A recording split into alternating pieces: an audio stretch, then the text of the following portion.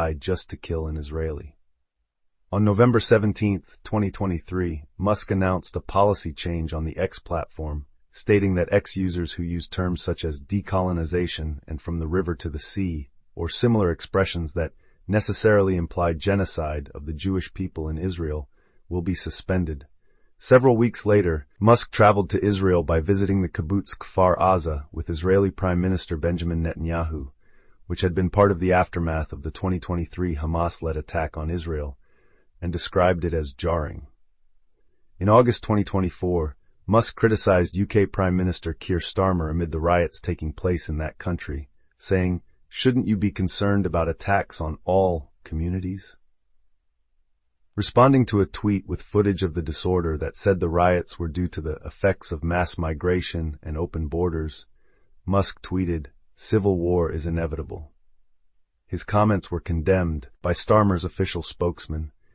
Musk had previously restored Tommy Robinson's account after Robinson had been banned under Twitter's previous owners and interacted with him on the platform.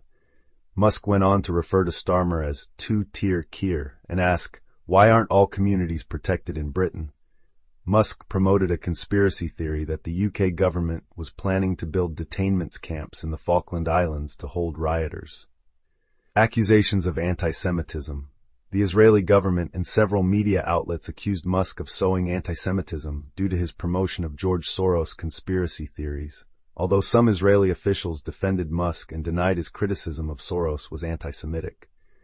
On November 15, 2023, Twitter user Charles Weber, who identifies as a Jewish conservative, posted a video from StopJewishHate.org condemning the phrase, "Hitler was right." Weber captioned the video, "To the cowards hiding behind the anonymity of the internet and posting, 'Hitler was right,' you got something you want to say? Why don't you say it to our faces?" In response, a second user posted, "Okay, Jewish communities have been pushing the kind of dialectical hatred against whites that they claim to want people to stop using against them. I'm deeply disinterested in giving the tiniest shit now about Western Jewish populations, coming to the disturbing realization that those hordes of minorities that support flooding their country don't exactly like them too much. You want truth said to your face. There it is." To this second user, Musk replied, "You have said the actual truth." Musk further clarified that he doesn't believe that all Jewish communities hate white people, but specifically took aim at the Anti-Defamation League, ADL. He also tweeted that his criticism applies to more Jewish groups than just the ADL, but was not a general statement toward all Jewish communities. Usyk write that this does not extend to all Jewish communities, but it is also not just limited to ADL. The first tweet was widely regarded as echoing white nationalist sentiments and affirmed another anti-Semitic conspiracy theory that Jews push hatred against whites.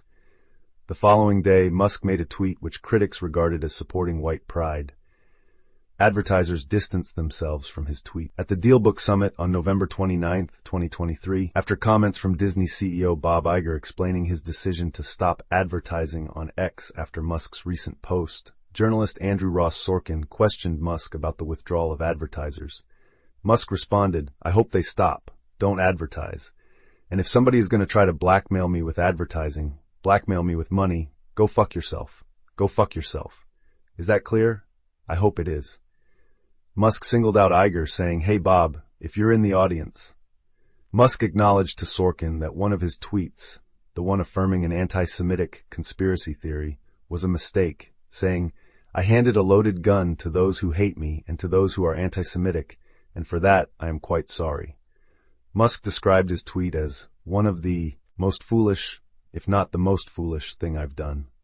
In January 2024, Musk visited the Auschwitz concentration camp with European Jewish Association chairman Rabbi, conservative political commentator Ben Shapiro, and Holocaust survivor Gideon Lev.